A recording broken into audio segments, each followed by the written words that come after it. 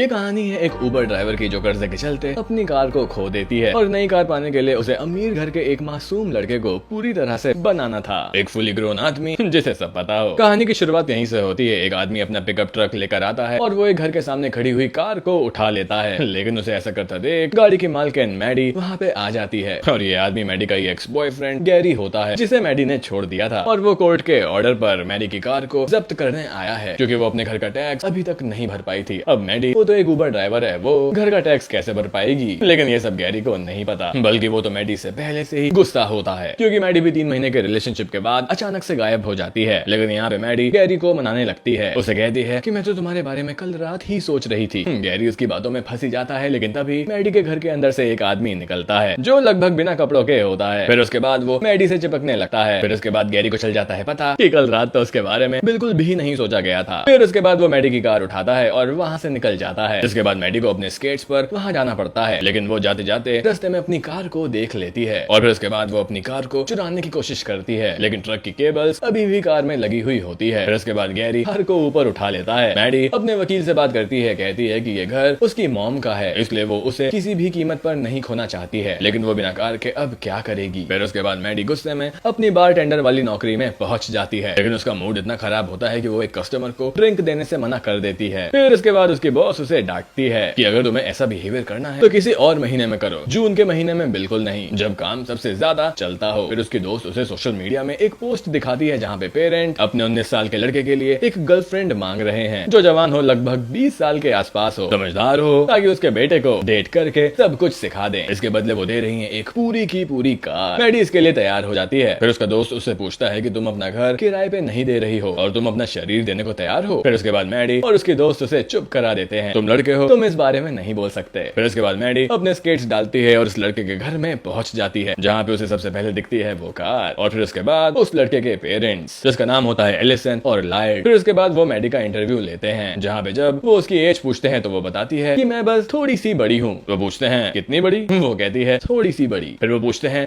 Total कितनी बड़ी, वो बताती है बस 32 साल की। लेकिन उसके साथ साथ वो बताती है कि मैं यहाँ पे इसलिए हूँ क्योंकि अभी तक आपको कोई और नहीं मिला है। जवान लड़कियां पागल होती हैं और यहाँ हम आपके बेटे के बारे में बात कर रहे हैं। आपको कोई ऐसा चाहिए जो जवान लगे और उसके साथ समझदार भी हो ताकि वो सब कुछ संभाल सके। फिर उसके बाद एलिसन उसे अपने बेटे के बारे में बताती है। वो बहुत ही इंटेलिजेंट और कमाल का बच्चा है जो अगले साल कॉलेज ज्वाइन करेगा, लेकिन वो बहुत शर्मीला है, उसका कोई भी दोस्त नहीं है और वो लड़कियों से बात भी नहीं करता है, और अगर वो इस हालत में कॉलेज गया तो वो कुछ भी नहीं कर पाएगा। वो चाहते हैं कि मैडी उसे डेट करे, उसके साथ सब कुछ करे और तो उसे मासूम बच्चे से पूरी की पूरी तरह एडल्ट बनाए, लेकिन इसके बारे में किसी को भी कानो कान खबर नहीं होनी चाहिए, यहाँ तक कि उनके बेटे को भी सब कुछ नेचुरल लगना चाहिए। पर्सी यानी कि वो बेटा इस समय एनिमल शेल्टर में वॉलंटियर करता है, तो मैडी वहाँ पे जाके उससे मिल सकती है। फिर इसके बाद मैडी पर्सी के पीछे पीछे एनिमल शेल्टर में पहुंच जाती है। वो उसके पास जाती है और कहती है कि मुझे तुम्हारी मदद चाहिए, उसे एक डॉग अडॉप्ट करना है, जिसके लिए पर्सी को उससे कुछ सवाल पूछने होंगे पता करने के लिए कि वो डॉग अडॉप्ट करने के लिए सही है या नहीं। फिर इसके बाद वो दोनों एक ऑफिस में जाते हैं। मैडी पर्सी के पास आने के लिए उसके पास सोफा खींच के उसके पास आती है। फिर उसके बाद वो पर्सी के साथ फ्लर्ट करने लगती है। फिर उसके बाद पर्सी डर जाता है और यहाँ से निकलने को कहता है, और तो और उसकी शिफ्ट पूरी हो चुकी थी। फिर इसके बाद मैडी उसे घर तक छोड़ने की बात कहती है, तो कहती है कि वो उसे घर तक लिफ्ट देगी और वो भी इस कार में। फिर इसके बाद मैडी पर्सी की साइकिल इस कार में रख लेती है। पर्सी को जाते जाते ऐसा लगता है कि वो किडनैप हो रहा है, और तो और कार में बड़े बड़े औजार थे, और तो और मैडी ने उसका फोन ले लिया था। जिसके बाद पर्सी डर जाता है और मैडी पर पेपर स्प्रे कर देता है। फिर उसके बाद मैडी चिल्लाती है और कहती है कि अगर मुझे तुम्हें किडनैप ही करना होता तो मैं अपनी पर्सनल डिटेल्स क्यों देती। वो उसे बस हॉट लगा, वो कहती है कि तुम बस मुझे हॉट लगे, सुपर हॉट, इसीलिए वो उसके पास आ रही है। पर्सी ये सब सुनता है और फिर उसके बाद डेट में जाने को मान जाता है। इसके बाद मैडी अपने दोस्तों को सब कुछ बताती है और कहती है कि मुझे विश्वास नहीं हो रहा है कि ये लड़का अगले साल कॉलेज जा रहा है। अगले दिन पर्सी कोट के नीचे शॉर्ट्स डालकर मैडी से मिलने पहुंच जाता है क्योंकि उसे पैंट में गर्मी लग रही थी। फिर इसके बाद वो दोनों अपने लिए ड्रिंक्स ऑर्डर करते हैं। फिर इसके बाद मैडी कहती है कि मुझे तुम्हारे बारे में एक बहुत ही खतरनाक सपना आया था, क्या तुम्हें भी ऐसा कोई सपना आता है। तो यहाँ पे भोला भाला पर्सी खतरनाक को समझता है डरावना। फिर उसके बाद वो उसे एक डरावना सपना बताता है। वो लोग ये बातें कर ही रहे थे कि वहाँ पे मैडी का एक और एक्स बॉयफ्रेंड वहाँ पर आ टपकता है। फिर उसके बाद वो पर्सी को सलाह देता है कि बेटा बचकर, ये औरत बहुत ही खतरनाक है। फिर उसके बाद मैडी और पर्सी वहाँ से निकल जाते हैं और एक बीच पे चले जाते हैं, और मैडी अपने कपड़े को उतारती है और उसके सामने खड़ी हो जाती है। लेकिन पर्सी को डर होता है समुद्र के अंदर की मछलियों का, लेकिन मैडी उसे चिल्लाती है और अंदर बुलाती है। लेकिन जैसे ही पर्सी अपने कपड़े उतार के वहाँ पहुँचता है, वहाँ पे बच्चे आते हैं और उनके कपड़े लेकर भाग जाते हैं, लेकिन वहाँ पे मैडी ऐसे ही पानी से निकल जाती है और फिर उन्हें मारना शुरू कर देती है। और तो और उसने उन्हें वहाँ से भगा दिया और इसके बाद वो वापस अंदर पानी में पहुंच जाती है। फिर इसके बाद मैडी पर्सी को कुछ करने को कहती है, लेकिन पर्सी साफ मना कर देता है। वो कहता है कि वो कुछ भी ऐसा नहीं करेगा क्योंकि वो तो उसे अभी तक अच्छी तरह से जानता भी नहीं है। फिर इसके बाद मैडी वहाँ से गुस्सा होकर चली जाती है और वो इतनी गुस्सा होती है कि वो पर्सी को अपनी गाड़ी तक में नहीं बैठाती, वो गाड़ी के बोनट पर ही लटका रह जाता है। फिर इसके बाद इनके पीछे एक पुलिस लग जाती है, जिससे बचने के लिए वो ट्रेन के आगे से निकल जाती है। फिर इसके बाद वो मैडी के घर पहुंच जाते हैं, जहाँ पे मैडी गाने चलाती है और फिर इसके बाद अजीब अजीब हरकतें करनी शुरू कर देती है। लेकिन पर्सी को अभी भी कुछ भी समझ में नहीं आ रहा होता है कि वो असल में करना क्या चाह रही है। फिर उसके बाद वो दोनों साथ में बेडरूम में जाने को होते हैं, लेकिन पर्सी को खारिज शुरू हो जाती है क्योंकि उसे वहाँ पे रैशेस आ गए थे, इसलिए मैडी को कुछ और करने की जगह दवाई लगानी पड़ती है। और फिर उसके बाद वो दोनों आपस में बात करने लगते हैं। पर्सी मैडी से माफी मांगता है क्योंकि वो आज उसके साथ कुछ भी नहीं कर पाया। फिर उसके बाद वो कल का दिन साथ में बिताने की सोचते हैं। फिर उसके बाद वो दोनों गेम्स खेलते हैं, डॉग्स के साथ खेलते हैं और बातों बातों में मैडी उसे अपने घर वालों के बारे में बताती है। वो बताती है कि उसके मॉम और डैड का बस एक अफेयर था जिससे वो पैदा हुई और तो और उसके डैड की एक अलग फैमिली थी, तो उसने उसकी मॉम को ये घर दे दिया और पैसे दिए और फिर वहाँ से चला गया। फिर इन बातों के बाद वो दोनों किस करते हैं और फिर उसके बाद वो एक डिनर पर जाते हैं। मैडी वहाँ पे पर्सी को कहती है, कुछ बजाओ, तुम कहते थे कि तुम्हें पियानो बजाना आता है। फिर वो कहती है कि प्लीज मुझे बजा के दिखाओ। फिर उसके बाद पर्सी तैयार हो जाता है, वो पियानो के आगे बैठता है और कुछ इस तरह से गाता है कि वहाँ पे सभी बैठे हुए लोग इम्प्रेस हो जाते हैं और मैडी भी उसे देखते हुए सुने जा रही होती है। फिर इसके बाद जैसे ही वो गाना खत्म करता है, वहाँ पे उसे एक लड़की मिलने आती है जो उसे जानती थी, वो उसके साथ स्कूल में पढ़ा करती थी और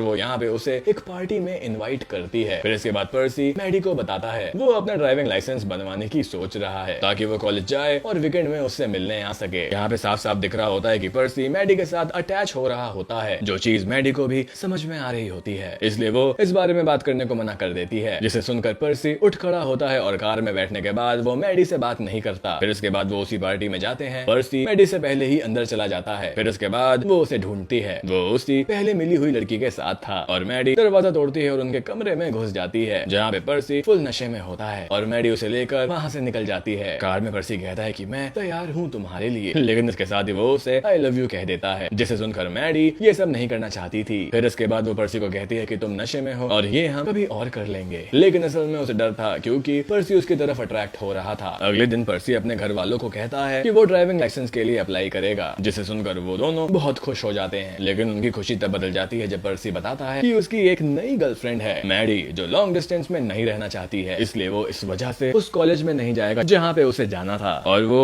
एक एडल्ट हो चुका है, इसलिए वो खुद के डिसीजन खुद ले सकता है। फिर वो अपनी डैड की कार में बैठ जाता है और पीछे से उसके पेरेंट्स मैडी को फोन करते हैं। हालांकि वो तो खुद ही उन्हें फोन करने वाली थी क्योंकि उससे ये सब नहीं हो रहा था, जिस पे पर्सी के पेरेंट्स कहते हैं कि कोई बात नहीं, तुम ये कार ले सकती हो, लेकिन तुम्हें पर्सी को कॉलेज जाने के लिए मनाना होगा। लेकिन ये सब बातें पर्सी कार के जरिए सुन लेता है, जिसके बाद उसे एक बहुत बड़ा झटका लगता है। फिर उसके बाद पर्सी अगले दिन मैडी को अपने घर बुलाता है, जिसे देखकर सब लोग चौंक जाते हैं। मैडी उनके साथ खाना खाती है, लेकिन पर्सी बात बात पर मैडी की उम्र की बेइज्जती कर रहा होता है। फिर उसके बाद वो वहाँ से निकल जाता है। फिर उसने अपने दोस्त के साथ जो गाड़ी मैडी को मिलने वाली थी उसे तोड़ के रख देता है और फिर इसके बाद वो अपने कमरे में वापस आ जाता है और फिर इसके बाद मैडी के साथ वो करता है जो मैडी उसे कब से करने को कह रही है, लेकिन उसे वो भी नहीं हो पाता है। फिर इसके बाद पर्सी मैडी को उसकी कार के बारे में बताता है। वो कहता है कि मुझे लगता था कि तुम मुझे पसंद करती हो, लेकिन मैं तो पागल था। फिर मैडी कहती है कि नहीं, तुम गलत सोच रहे हो, मैं तुम्हें पसंद करती हूँ। लेकिन पर्सी को गुस्सा आ जाता है और वो उसे वहाँ से जाने को कहता है। इसके बाद मैडी को बहुत दुख पहुँचता है और अगले दिन गैरी उसके घर उसकी कार को पहुँचा देता है और यहाँ पर पर्सी अपने घर वालों से बात करता है। वो कहता है कि अब तक मेरी जिंदगी में जो भी हो रहा था वो सब आप कंट्रोल कर रहे थे, लेकिन अब से ऐसा बिल्कुल नहीं होगा। अब आप लोग मुझे ट्रैक नहीं कर पाएंगे और तो और मैं अपने फोन का पासवर्ड भी चेंज कर रहा हूँ और उसे अब सब कुछ अपने हिसाब से करना है। इसके बाद मैडी अपनी टूटी कार में उबर करने लगती है और तो और उसने अपना घर बेच दिया और अब वो अपने इस घर को छोड़ के कहीं और बाहर रहना चाहती है। लेकिन मैडी अपनी हिम्मत को जुटाकर पर्सी से मिलने जाती है, लेकिन वो तो उससे बात ही नहीं करना चाहता था। वो इस बात पर गुस्सा था क्योंकि मैडी ने उसे झूठ बोला था। फिर इसके बाद मैडी उसे समझाती है कि हमारी दोस्ती असली है, उसे सच में उसकी परवाह है, लेकिन पर्सी फिर भी उससे बात नहीं करता। फिर इसके बाद मैडी उसकी कार के ऊपर चढ़ जाती है और यहाँ पे पर्सी बदला लेने के लिए उस कार को भगाना शुरू कर देता है और फिर इसके बाद वो दोनों सीधा बीच में जा गिरते हैं। इसके बाद पर्सी मैडी को पानी से ढूंढकर निकालता है, जिसके बाद उनकी दोस्ती फिर से हो जाती है।